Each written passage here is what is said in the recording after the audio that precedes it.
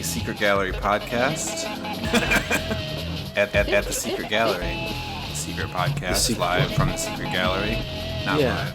The Secret Podcast. Hi, welcome to the Secret Podcast, coming to you from the Secret Gallery in lovely Astoria, Oregon. I'm Chris Minnick, and I'm here today with Philip Barish, and today we're going to be interviewing artist and writer David Nez. The Secret Podcast is brought to you by Sweet Relief Cannabis, located on Commercial Street in downtown Astoria. You can visit their website at sweetrelief420.com. And so without further ado, take it away, Philip. All right. Thank you. So as always in advance, thanks to Chris Minnick, the instigator of these podcasts. These are great public services. And I am very, very happy to be sitting across from my friend David Nez to talk about lots of stuff. And the first thing I want to say about him is that he's probably the most integrated artist that I know. And what I mean by integrated is that his trajectory has been one of really broad intellectual and artistic engagement for many, many decades now, and that it's all culminated in the book that he's published and the inevitability of him having published this book, given his path. So, David, the first thing I want to start with is I want to establish that path. You were involved with OHO, and my understanding of OHO, it's Oko for eye and Uho for ear. It's organs of the Reist concentration, and what they really literally mean is the surprise of the unexpected discover of reality. You were involved with this organization when you were in what was Yugoslavia, that they originally were site-specific sculptures, abstract and experimental text drawings. There was an editorial manifesto that was followed by a series of, let's just say, scandals over the years of the organization. So first of all, speak to how you were involved and what you were doing once you became involved. Okay, Philip. Well, first of all, thanks for having me here. I really appreciate you being able to talk with you because we've known each other for so many years. Originally, I was attending an art academy in Ljubljana, Slovenia, and Slovenia was at that time the northernmost republic of former Yugoslavia. This was back in the late 60s, and I was attending an art academy there. And after about a year of the art academy, it was a really traditional academic training, and I was starting to get, I guess I would say a little bit bored of the curriculum there. It was kind of really rote and academic. And at that time, I started meeting some people from the group OHO, which is an artist collective that was working at that time. I started collaborating with my friend Milenko Matanovic, who was a member of the group, and we got involved in doing various public happenings, which are sort of like the 60s version of what we call performance art now.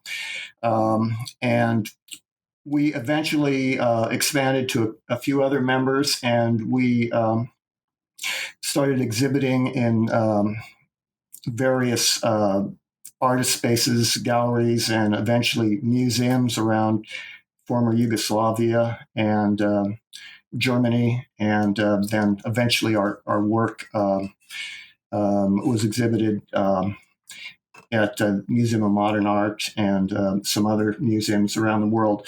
So it was like 4 years of an incredibly, it was like a roller coaster ride, an exciting experience of collaborating with these other guys, and we would just sit around and brainstorm and come up with ideas, and then put on exhibitions during that period.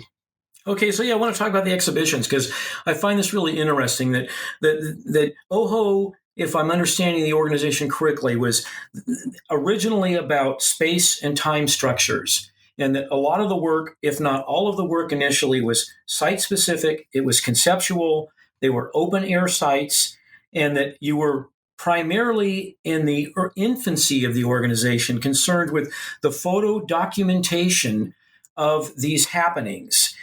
So to take that to the next step is that you were not interested in the development of art as far as artifacts, and you were not interested in the development of art as commerce.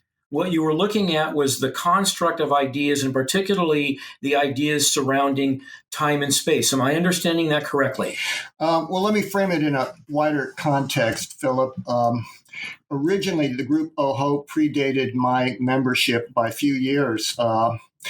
A fellow named Marko Pogacnik started the organization along with a couple of his friends, and they started out with concrete poetry, and he sort of did some comic strips. Some of his work was political protest against the war in Vietnam. So Marko and his collaborators were the first phase of OHO. And then when Milenko and I joined, along with a couple other artists, we were like the second phase of OHO. And during that phase, I created the so-called summer projects, which involve time-space structures, which you're referring to. And in those projects, basically I did time-lapse photography of drawing with flares at night. And so basically putting the camera on a tripod, opening the shutter, and drawing different configurations out on fields, in various natural environments, out in the forest, dropping flares into rivers to create parabolas. So that's where that particular series, the time-space structures, came from. Okay, so then I'm glad you brought this up, because I got a couple things here that I want to discuss about that. Yeah, it's complicated. Okay, yeah. Well, and so you were talking about the simultaneous symmetrical realization of two locations, and I believe those are your words. And that was followed by that one cannot cross the stadium as one because of the infinite divisibility of the distance. Mm-hmm. And the other thing that you were discussing, and I don't know if I want to characterize this as a trilogy, and when you answer, tell me if it is, because I'm not clear. The other thing was the time structures that you documented on film. It was 8mm film, one position, one frame, 16 frames per second. So all of those are tied together as a single thing, or does it operate as a trilogy? And just bite that off right now. Yeah, no, those were basically different projects. The first one you talked about was based on a paradox by Zeno, who was an ancient Greek philosopher, basically that you can never get to the point that you're arriving at, because each time you progress one half of the distance, you have to progress another half ad infinitum. It's kind of a logical paradox. It was a conceptual project. The other projects that I did, the flare drawings, which I called time-space structures, were shot with 35mm film. So they weren't. It wasn't like it wasn't a movie. It was a static time-lapse exposure with a camera on a tripod at night. Oh. So you could see the flares as a line of light against a dark background. Okay, so then I misunderstood that. I thought it was actually moving film. No. Okay. No, these are photographs. Okay, so then when you were talking about the simultaneous symmetrical realization on two locations, right? You're delving into the mathematics of time and space, and then you're documenting that as single images. Am I understanding that correctly? In this sense, with the time-space structure photographs, which documented the project, basically the whole point of the exercise was to show the continuum of time, where because of the time-lapse exposure, the entire process becomes documented as one static image, whereas in reality it was a process. So the photograph is a document of the working process. For instance, walking around a number of trees in a forest with a flare and then documenting that process within a static photo. So it was a translation of 4 dimensions, meaning time, into 2 dimensions, meaning a static photograph, which documented that process. Okay, so in terms of documentation, too, we'll skip a little bit here forward, or maybe not, is that another thing that's very striking about your early work is the idea of documenting your exploration of time and space, and that these documents only exist as a means of understanding what that exploration is about. I saw a number of photos taken, and they appear to be site-specific in terms of outdoor locales, but you also were doing that inside of what would look to be either galleries or public spaces of some kind. How long were you in those states of being? And when you were in those states of being, was interaction with or reaction by either passerbys or audience part of what it is you were doing? Exactly. All of the above. The artwork was basically a process. And the documentation in terms of the photograph was the proof that process existed. And the event occurred because of my participation, the participation of the viewer, and the photo documentation of the event. But the focus is really on the process, which is ephemeral and temporary, not on creating an art object per se. So it was about concept and finding a really abbreviated way of illustrating that concept through materials and process. And then it was about the process in time and space, the experience of delineating that concept in time and space. And then it was the documentation that was the final proof that event occurred.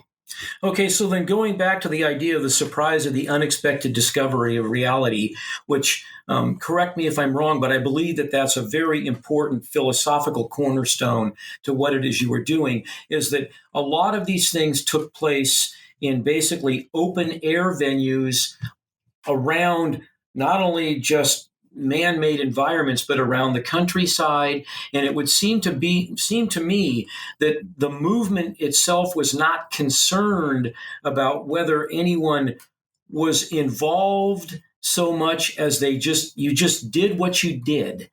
And I've read stuff to that effect that they weren't. It wasn't about whether or not it became known outside of a circle of individuals. What was important is these individuals collectively were making a decision to pursue these areas of exploration, document it, and move on. Can you speak to that?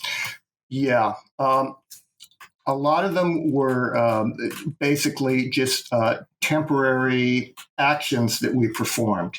And when you mentioned the element of surprise related to that, really, it was all about using art as a means, almost like a form of meditation or a Zen moment where by the artistic act, you frame your experience, and you experience a heightened awareness because of framing it within that artistic act.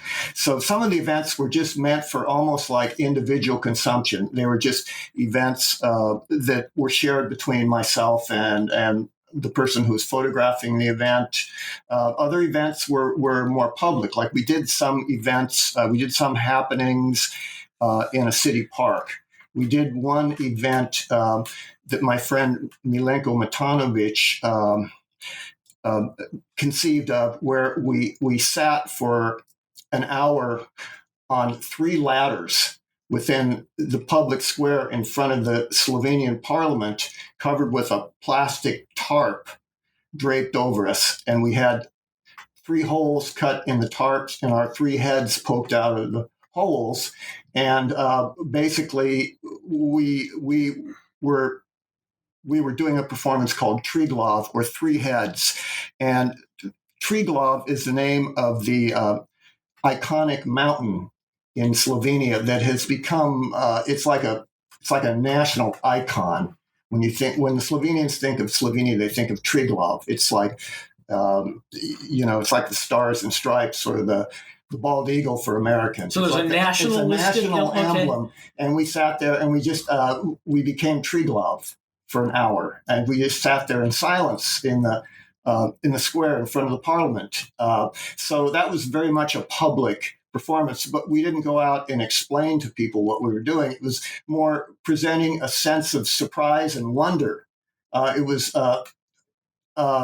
presenting, as Milenko described it, was presenting a gift to his fellow Slovenian citizens of, basically, a humorous sort of presentation of their national emblem. Well, and highly theatrical too. I mean, I believe I've seen the photographs of that. It's a very theatrical event. It was a theatrical event. Yeah, it was a happening. If you want to describe it that way.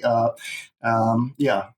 Okay. Yeah. So happening. You brought up the word because I was noticing here that happenings, lectures, or maybe quasi lectures became part of probably that what you guys were doing. In my understanding of it, I also made a note here that you were concerned about you did start a publication. It was called Catalog. And the idea of Catalog was it was a forum for new, what you call tendencies, not movements, but you described them as tendencies. Yeah. And my understanding is that catalog was highly controversial because it was so far outside of the understanding of not just an art catalog, but any kind of either editorial or literary publication, that it caused a certain amount of fireworks. Yeah, this is true. This work all occurred in the late 60s when Slovenia was a socialist / communist republic. And even though the form of communism that was practiced there was very mild and liberal compared to a lot of the other forms of communism in the Eastern Bloc countries at that time, meaning it was much less repressive, still there were a lot of restrictions on culture. And the culture was confined to the academy and to certain culturally, politically sanctioned government outlets, and we were total outsiders to that. And even though we weren't overtly political, we were subtly political in our actions, meaning we basically were trying to wake people up into a sense of wonder and surprise outside of their normal context of how they defined reality. And so art was sort of a tool of awakening, not a specifically political tool, but in the sense of art as a form of enhancing consciousness of the present moment. Okay, so consciousness. So let's talk a little bit about this, because this I found absolutely fascinating. And I'll just throw something out here first, and then we'll go into, I want your take on it. So telepathy is criticized by the scientific community because there's no proper controls, number one. And number two is that there's no repeatability. These are the scientific community saying, telepathy, we can dismiss that as a science. You went to New York City on what has been described as a telepathic project. So tell me what that was, and then also address the whole dismissal of telepathy because it can't be measured, it doesn't have control, however you want to characterize that. And so start with when you went to New York on a telepathic project. What is that? Yeah, basically it was one of Milenko Matonovich's projects that the four of us OHO group members performed in we synchronized the time zones. So Milenko and I were in New York City at that time, and the other two members were in Slovenia. So at the same time, we performed, basically we dropped pins onto circles, and then we marked the position that those pins fell on the circles. So we basically had graphs. And then later we compared our charts to see whether there was some sort of telepathic influence of the positioning of the pins as they fell on the paper, to see whether there was, whether we could actually engage in telepathy. And we weren't so much interested in proving or disproving the theory of telepathy, but it was more like the concept that we could perhaps participate in sort of a group mind where our minds could synchronize from a distance and somehow communicate information to each other. So maybe a collective? Is that, I mean, a collective and synchronous kind of melding of time or space, since that seems to be some of what a collective consciousness, really. That's kind of where we eventually developed towards as a group, because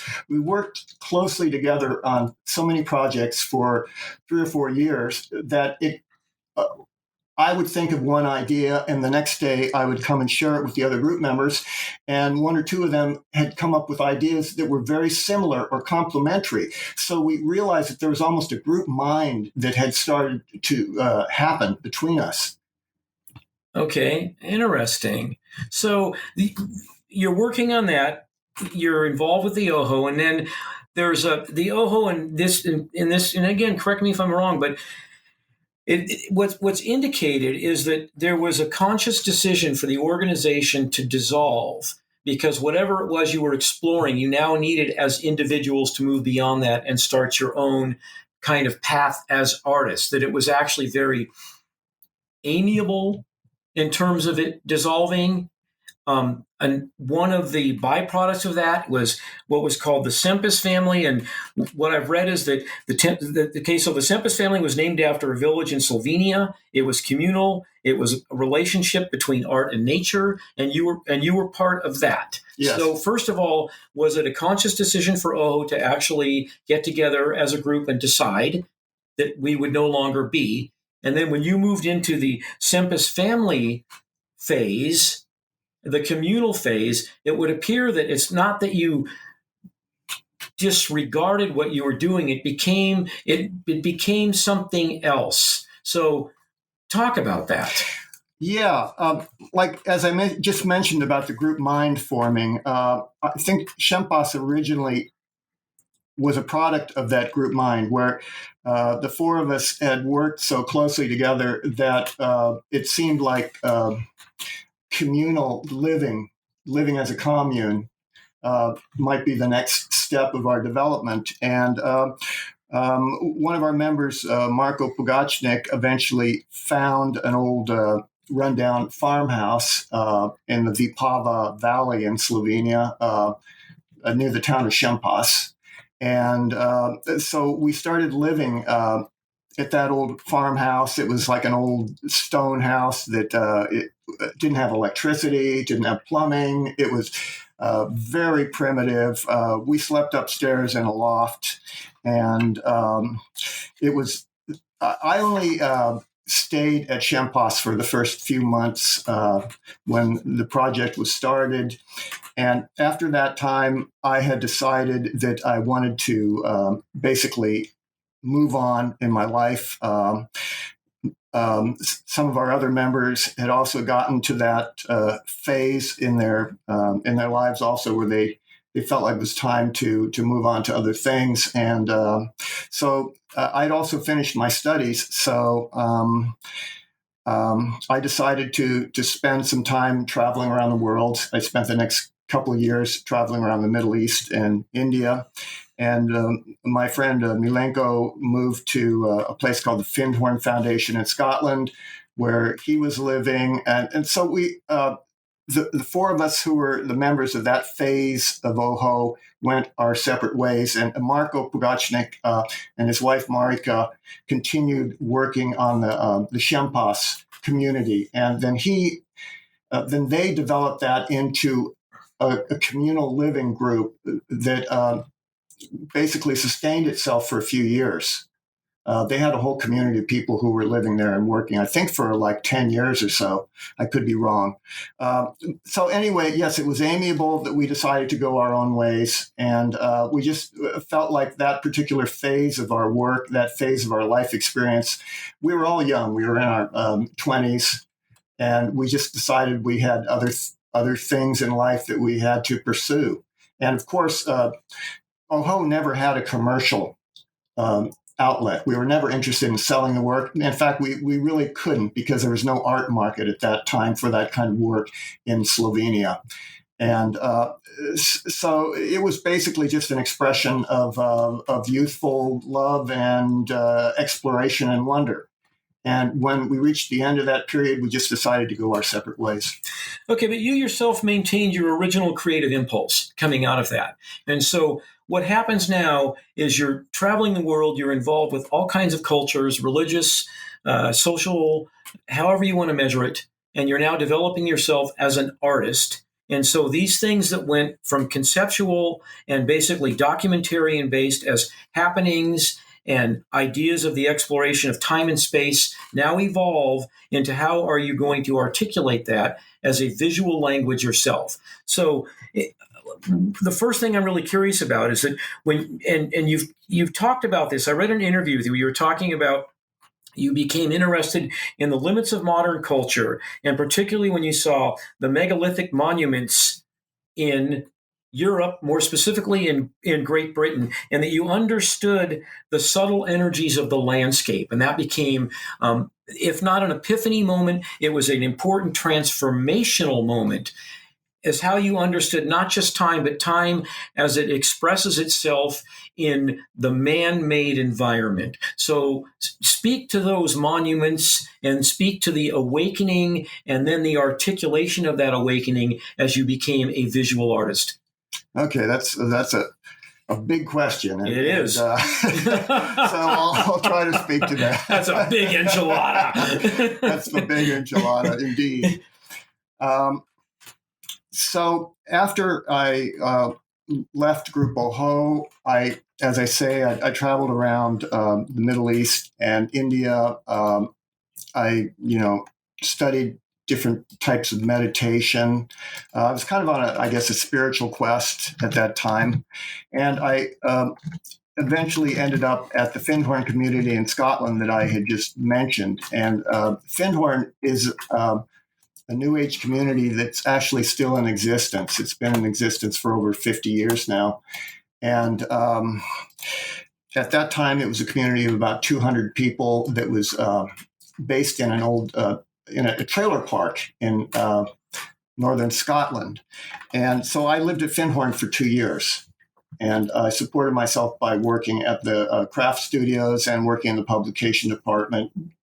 And while I was at Findhorn, I was exposed to a lot of different paths of so-called Western esotericism. I met people who are into astrology, who were into dowsing, who were into Rosicrucianism, and as well as a lot of folks who were into really wacky stuff like communicating with UFOs. And of course, the whole community was based on the collaboration between humans and the nature spirits. It was founded by a group of psychics who were told to move to that particular location because it had its own unique geomantic earth energy. And they became receptive to the forces of the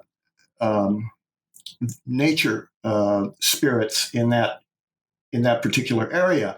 And they planted a garden and grew vegetables according to these communications that they received from the nature spirits, and had really good success in growing vegetables and flowers, I should say, And so when I was there, my interest was discovering the sort of native European Western traditions of esoteric spirituality that are outside of the mainstream religions, sort of mysticism, I guess you would call it. And so I got to meet people who were actually involved in that. And part of that was learning about dowsing, which is most people understand dowsing as finding underground water, but dowsers not only discover water, but they can also divine the location of subtle energies of the landscape. And so after I became interested in dowsing, my friend who was a dowser told me to go to England and to go into these old Gothic cathedrals and see if I felt any particular energies, and also to go to Avebury, which was a stone circle that exists in the county of Wiltshire. So I traveled down there and experienced the energies of those cathedrals, which are still really powerful. A lot of those places are founded on the principles of this ancient science of geomancy, where they would dowse the location of the cathedral. Often they were built on previous pagan stone circles, so they were sites that had been powerful for millennia, and those energies were really palpable. And of course, Avebury stone circle is the largest megalithic site in Europe, and it is also a battery of spiritual energy. So, what I realized by visiting these places is that modern science, despite its wonderful breakthroughs in all the technologies that we immerse ourselves in, really has forgotten a lot of the wisdom and knowledge that our ancestors had in locating buildings in such a way that they're in a harmonious relationship to the environment. So these cathedrals were built on these locations to become batteries of spiritual power. Yeah, well, and also, this is interesting because you were also talking about spatial structures moving beyond linear perception, and that part of what that means is that the idea of like simultaneousness, and that in a lot of these structures, and you were characterizing them as megalithic monuments, that these structures themselves, because they were beyond linear perception and because they were more concerned with multiple kind of simultaneous experiences, that they were actually in context with the environments that they were built in. And so I find that really interesting because as I look at your work, as I became familiar with your work, there's a lot of that stuff underneath the imagery that you decided to go with when you started moving into two-dimensional work. So when you came back from that particular journey, you come back to the United States and you decide that you are now going to start making imagery. You're going to start making drawings, making paintings, and that these images are not only going to have the kind of information that you just obtained from these journeys, as far as man having the wisdom and the experience to recognize there are other things inherent in being human, but you also decided to use materials that were not permanent and materials that themselves reflected some kind of history. Specifically, we were talking earlier, you were using dictionary pages. Probably the very first show I saw of yours, it was like 8.5 by 11, like index files. So talk about your choices of materials and the impermanence of those materials, and I guess the more or less universality of what it is you were exploring in, as far as the images go. Right. In a lot of my two-dimensional work, I draw on found objects like found papers, old envelopes, dictionary pages, basically objects that are, that I would dig up from the trash or find at the Goodwill, and I would recycle those and then paint on top of those, use those as substrates for painting on. And a lot of the focus is on impermanence. The fact that, life is transient, life is fragile, and focusing on the process of actually creating the work. That the process is really as important as creating a precious object, a permanent precious object. But at the same time, your images are filled with all kinds of historical references. Right. A lot of your imagery has to do with alchemy, with the idea of, if not magicians or sorcery, that there are things that are built into those images that will definitely come into play when you make the decision to write a book. Yes, good point. A lot of the imagery that I used was drawn from alchemy, and I was really trying to create my own version of an alchemical manuscript, in a sense, by drawing from some of those old images and kind of reworking them and filtering through my own experience to create my own sort of unique expression. And I was really interested in alchemy as a sort of a metaphor for the artistic process, in which one takes discarded materials and transforms them through the heat of the creative process into something that has spiritual significance. A crucible, essentially. Yes, a crucible. You're taking raw matter, you're transmuting it through the heat of the creative process into an expression of some kind of spiritual experience. Well, and I would also add, having been to your studio multiple times, is that there is an alchemy, is that you are absolutely fearless in your choice of not just materials, but how you decide to utilize those materials. I'm specifically talking now about your two-dimensional work, but I do want to get into your three-dimensional work, because one of the very interesting things, having watched your evolution, was when you started to do three-dimensional work. And I now recognize that the same concepts that you had 30, 40 years ago about space and time are now actually being applied in a very literal way to things that are moving. You were working on a series of mobiles when I was in your studio last. And I know that those mobiles are part of a retrospective you're going to have. But before we talk about the retrospective, I want to talk about your transition from the two-dimensional work into the mobiles, and just how you saw that. I mean, the images are still similar, but now you're talking about the physical, the physicality of the space. Right.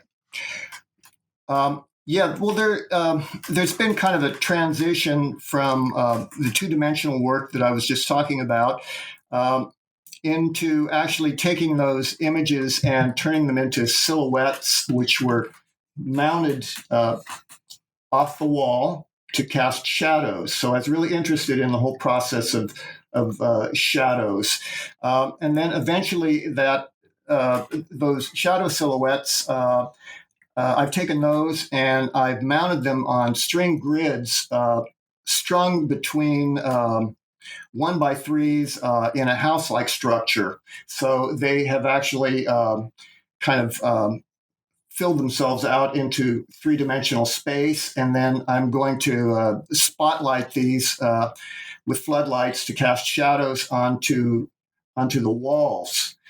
So there's been, and also I would like to take these silhouettes and do some shadow play with them, do some theater, which I've actually done before. I've done shadow theater when I was back in my performance art phase back in the early 80s. And I'm really interested in shadow puppets, like influenced by Indonesian shadow puppets, Chinese shadow puppets. There's a whole worldwide tradition of working with shadow puppets, and use these as a form of a narrative. So I'm taking these two-dimensional images, and then I want to rear project them through a live performance onto either screens or scrims, or even just right onto the gallery walls to create a performance. So in a sense, I'm moving from 2 dimensions to 3 dimensions to 4 dimensions, which is time and movement. So it's like taking the time-space structures of the 60s and taking that same idea, but transforming it into something new, reflecting where I'm at now, because I've also added the element of narrative to that, because these silhouettes are figures, animals, and they create sort of a drama. There's a shadow play, a narrative drama that is occurring now. It's taking the same old ideas and just reworking them into a new expression. Okay, yeah. This was your term. A show of yours I caught probably about 3 years ago now. Terra incognita, which is a cartography term for regions not previously mapped or documented. And so at the show at that time, the images, which are images that were overlaid, not just dictionaries, you had maps underneath of them. So there's a literal definition to that.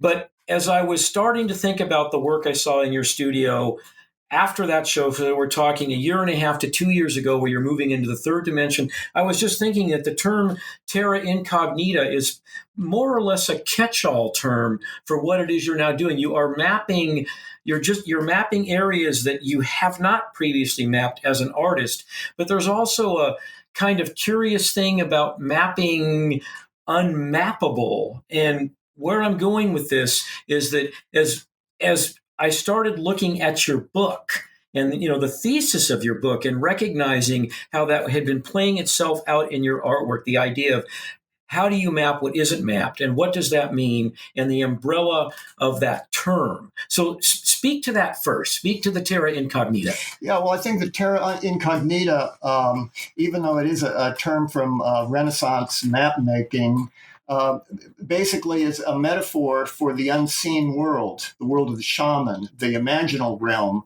the Plato's world of ideas. It's like this dimension that exists in the imagination. Perhaps you could describe it as a higher dimension or a more subtle dimension from sensory experience, and that is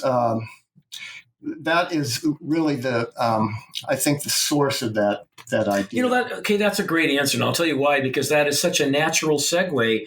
So we're going to talk about your book for a little bit here, because the book, The Tree of Visions: Visionary Traditions of the Western World. Okay, and the thesis of the book, I just took this right off some information from you, is that shamanism forms the deepest strata of human culture. And so one of the things that I was pulling out of that book when I was reading it, we're going to go to the Lascaux cave paintings, where you have composite human animal figures. And then you mentioned it earlier, the idea of Western esotericism. So first we'll start with the thesis, the idea of the shaman. And I see that goes directly back to your journeys all through Europe, all through Britain, all the way back to Slovenia, that somehow is embedded in your intellect, and you started to give it form as you moved through art making, and then recognized the value of giving it form as a book. So talk about that. Yeah. The Tree of Visions basically was a phase of my life where I took 3 years off from art making and just devoted it towards writing this book. And I have visited a lot of the places that I wrote about when I traveled through the Middle East and India and through Egypt and some places in the Orient. So I visited these cultures and was always really impressed by them, but I really wanted to discover the spiritual roots of these cultures. So through the process of learning about these, and this has been the culmination of 20 or 30 years of study, I decided to write a book to really familiarize myself with the spirituality of these ancient cultures. Which was something you'd been doing anyway. Yes, I've been doing it for years, and so it was kind of a culmination of that process. And it also underlays all your work. So once again, looking at your exhibitions that I've seen over the last 25 years, that all of that is underneath the imagery anyway. Yeah. And on top of that, and there was a show in particular you did at Ogden a number of years ago that was blatantly political. It was your reaction to the invasion of Iraq following 9/11. And what was interesting is that you took images that were based in shamanism, were based in Western traditions of either mythology or literature, and then superimpose those over images of the fossil fuel industry, images of the invasion of Iraq. And I really responded to those pieces because they were no longer about how you were basically ciphering your understanding of Western culture, but now you were taking those ideas and putting this temporary political imprint on those ideas. And frankly, it was the most acidic show of yours I've seen. I mean, that show is very unique in terms of the politics of it. So you tell me, you responded very strongly in a very contemporary and political way when you produced that body of work. So just talk about that a little bit. Right. I was really outraged, as a lot of us were, as America entered into the Iraq War. And for me, it was a way of venting my rage and my horror at this, at the Iraq War. So for me, my art has to have some kind of emotional connection, emotional drive to make it genuine. And the work really was blatantly political, a lot of imagery of tanks and, rockets and bombs and, shock and awe and American corporate interests, the fossil fuel industries. I really, I exploited that imagery to as a way of making a political statement, and also as a form of catharsis, because I was really so upset about just watching the 6 o'clock news every night and see footage of the Iraq War come on, and just basically seething in rage about our involvement over in Iraq. So that was the source of those images. And I think all imagery, all symbolism is not only relevant to contemporary time and space, but all symbols are basically, they have a timeless element to them too. They have an archetypal element to them, as you pointed out. That there's an element, that relates to the cultural symbolism, the mythology of down through history. Yeah, in the work. Yeah, and particularly because you've been exploring that stuff anyway. Yeah, and our whole cultural language is conditioned by history anyway, so there's no way of getting away from it. Yeah. Okay, so you bookend, you bracket, that's a better word. You bracket your book with a chapter or several chapters, more accurately, on altered states of consciousness. And I want very much to talk about this because more than anything, I see this as a vital part of what you're now doing with your art. So let me just start with it's hypnagogia. Am I pronouncing that correctly? Which is awake while dreaming. Right. What is logical and conscious to one brain may not be logical or conscious to the other. Right. And retain consciousness of one's surroundings while sleeping. So I really want to get into this because I don't see any separation between that concept. And it doesn't matter whether it's altered by drug use or altered by enlightenment or understanding, but I'm not seeing any separation between that idea and what it is you're now doing. So first, speak to that. Right. Well, I think you hit the nail on the head that altered states of consciousness are at the core of everything. I mean, in the book, The Tree of Visions, it's a historical overview about a lot of different cultural expressions of spirituality, but the core essence of it is that all of these derive from altered states of consciousness. The magicians, the oracles, the shamans who experienced these visions all entered into altered states of consciousness. And those altered states can be accessed by anyone here and now. Altered states have always been with us. And as you mentioned, hypnagogia is something that we all experience on the verge of falling asleep. I'm sure everybody has experienced just before you fell asleep. You may have seen flashes of lights. You may have heard voices. You may have heard explosions. You may have had visions. It's the liminal state between being awake and falling asleep that is a state of hypnagogia. And hypnagogia has been accessed by different artists down through history. For instance, Salvador Dali used to sit at a table at night and have his elbow propped on the table, and he would hold a spoon and have his chin held by the spoon. And when he dozed off, all of a sudden he would drop the spoon and he would awaken from his hypnagogic state between being awake and falling asleep. And then he would go and draw that vision. That's how he derived a lot of his material, was through his hypnagogic visions at the verge of falling asleep. So he had this ingenious technique of accessing and producing out of his hypnagogic visions. And so a lot of mystics and artists have utilized this hypnagogic state of between sleeping and dreaming, when apparently the according to neurologists, the old brain, the deeper parts of the brain, the mammalian and reptilian brain are awake, while the cerebral cortex, the modern human brain, is falling asleep.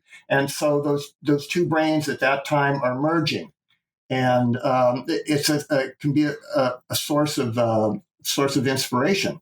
Well, okay, and this is a term I lifted from you, from visionary consciousness. And in the state of visionary consciousness, which is that area in between, that greater in between, where the rational and the non-rational have a synergistic relationship, is really what you're talking about. The cultivation and the ability to harness the power of that in-between of the rational and the non-rational, what you characterize as visionary consciousness. Right. So you, David Nez, as far as the work that I have seen you now moving into, is very much mining that material. So I'm going to say a couple of things here, and then I would like your feedback on it.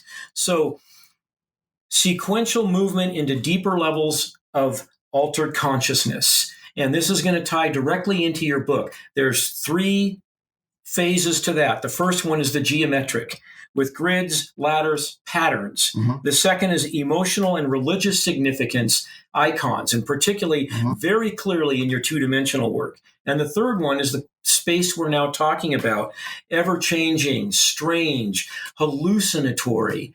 Mm-hmm. I believe that is an area now that is of great interest to you. And for me to be specific, the last time I was in your studio, we were looking at your mobiles and looking at your application and exploration of shadows and light, that you are now mining that material. And then I'll say one more thing and I'll let you speak, is that a lot of the material in your book, as far as these ideas, is an explanation of things like, if you go back to cave drawings and cave paintings, why are there geometric forms? Mm-hmm. Is the shaman is moving through those 3 phases in order to achieve the 3rd level of that in between. So talk about that.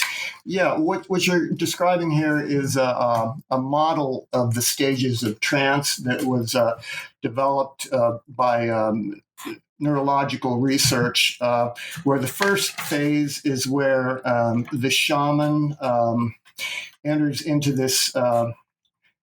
trance by seeing flashing patterns of light, sort of kaleidoscopic images on the back of their eyes.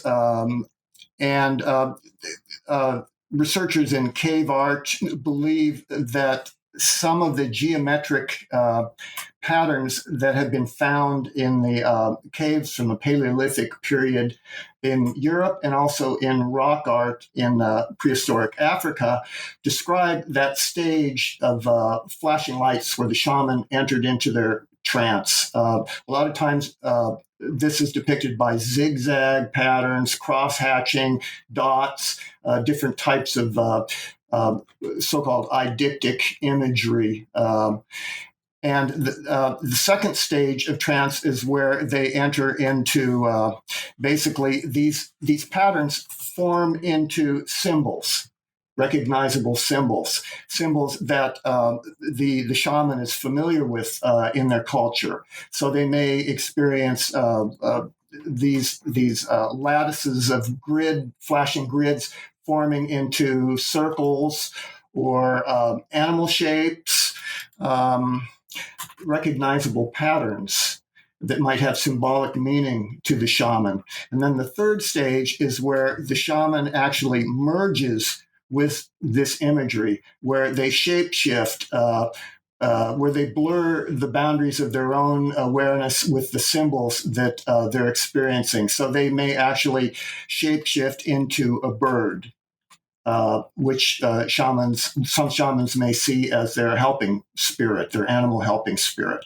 So there, according to this model, there is a stage of transition between these different stages of consciousness.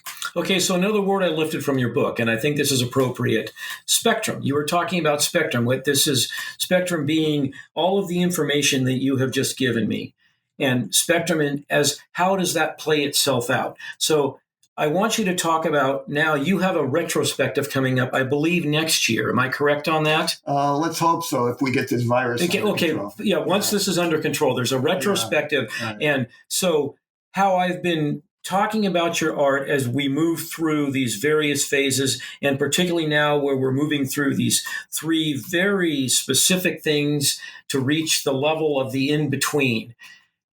A lot of the stuff you were working on when I was in your studio was three-dimensional. They were mobiles. They were, once again, there was an iconography in there, if not religious, spiritual, or mystical in nature, and that you were going to transfer or translate all of that into a three-dimensional, site-specific series of rooms in the gallery. So the first thing that I was struck with is that because you are confined by the square footage of your studio now, you would then have to determine how the scale of that would change when you arrived for the exhibition, number one. And number two, what kind of changes would occur once you got there? How contextually or conceptually or just the actual physical mechanics of it.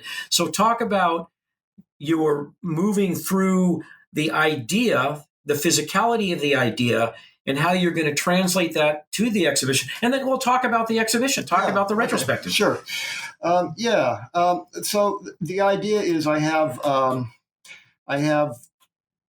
12 large spaces in a museum, which I hope to fill with artwork. And you'll fill it. Yeah, let's hope so, man. No, you'll do it. I'm going to have to drink a lot of coffee to get this all done in time.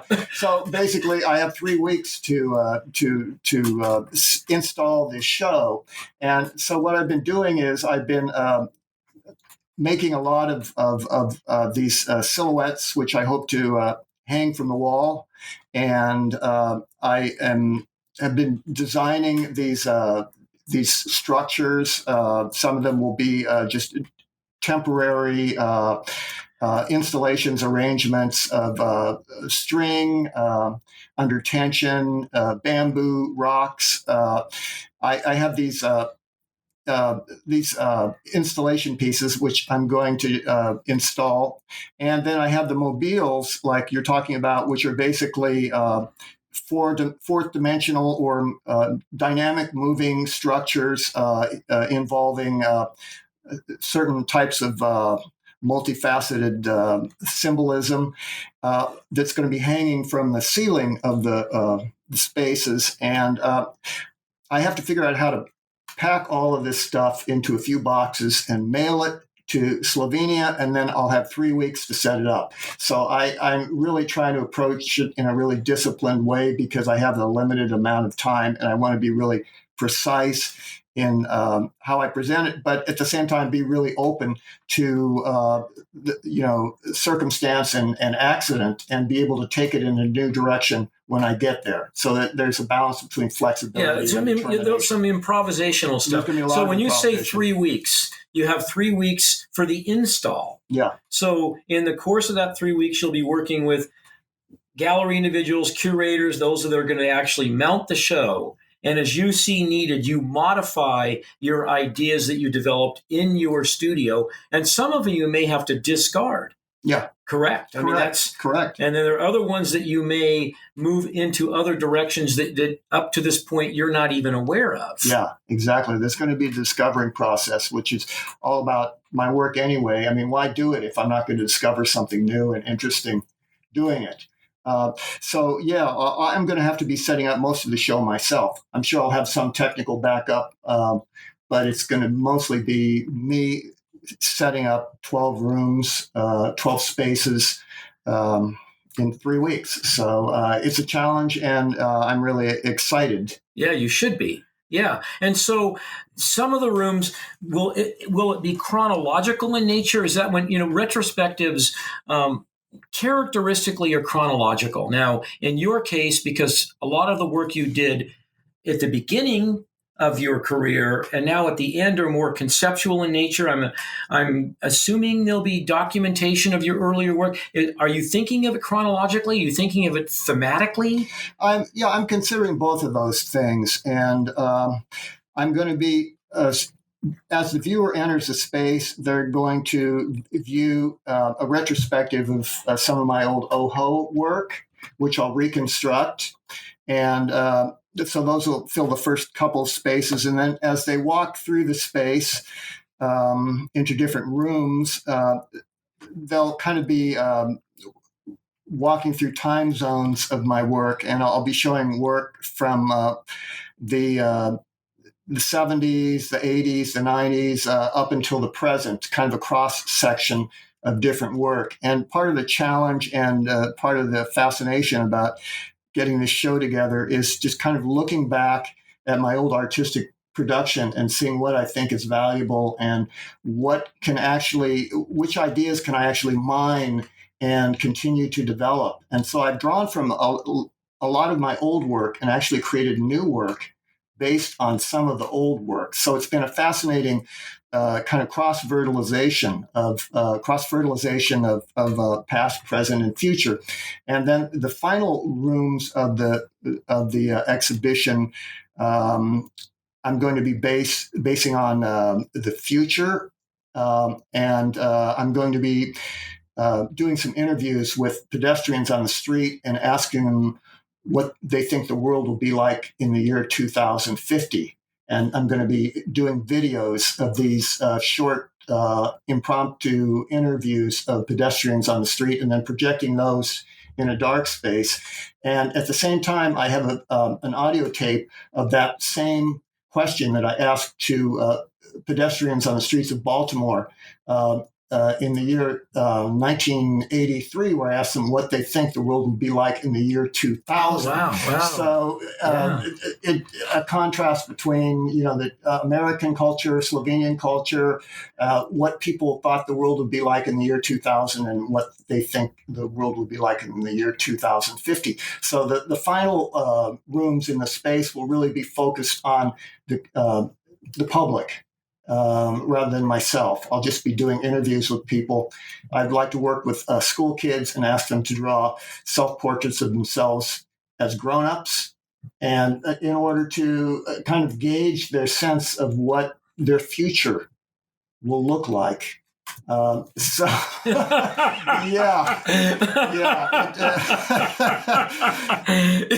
Philip makes the motion of slitting his throat.